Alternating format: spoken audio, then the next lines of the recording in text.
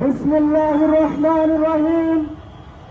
আজকের এই নির্বাচনী মিছিল পরবর্তী সমাবেশে উপস্থিত রমনা থানার সম্মানিত আমির আতিকুর রহমান ভাই, উপস্থিত 11 দলীয় ঐক্য জোটের রমনা থানার সম্মানিত দায়িত্বশীল বৃন্দ, সংগ্রামী ছাত্র জনতা, আসসালামু আলাইকুম ওয়া রাহমাতুল্লাহি ওয়া বারাকাতুহু।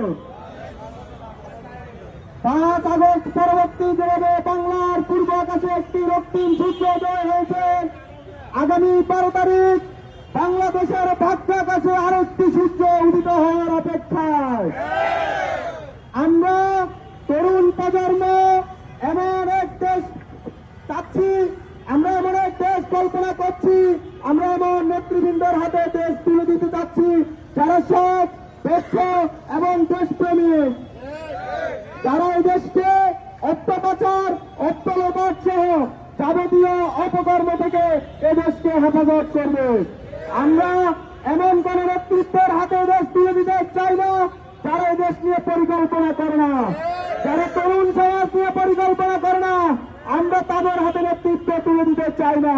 আমরা এমন নেতৃত্বের হাতে দেশ দিতে চাই না যারা জানে না কুমিল্লায় ইপিজেড আছে কি নাই, যারা জানে না নীলফামারীতে সরকারি কলেজ আছে কি নাই, তারা জানে না কোন জায়গায় সরিষা চাষ হয় আর কোন জায়গায় ভুট্টার চাষ হয়। আমরা বলে দিতে চাই, বন্দর নগরীকে অনেক আগেই বন্দর নগরী চট্টগ্রাম ঘোষণা করা হয়েছিল। আমরা যারা তরুণদের নিয়ে ভাবনা নাই, যারা তরুণদের নিয়ে পরিকল্পনা নাই, আমরা তাদের কাছে আদেশ বিলিয়ে দিতে চাই না। আমরা কোন প্রকার বেতার আশায় আর বসে থাকবো না।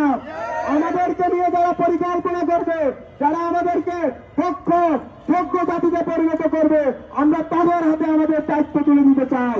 আমরা এমন কারো হাতে দায়িত্ব দিতে চাই না যারা দেশব্যাপী আমাদের মা বোনদের উপর, আমাদের বোনদের উপর যারা বস্ত্র খুলে নেওয়ার হিংসা, যারা আমাদের গর্ভবতী বোনদের পেটে লাথি মারে, আমরা তাদের হাতে আদেশ দিতে চাই না।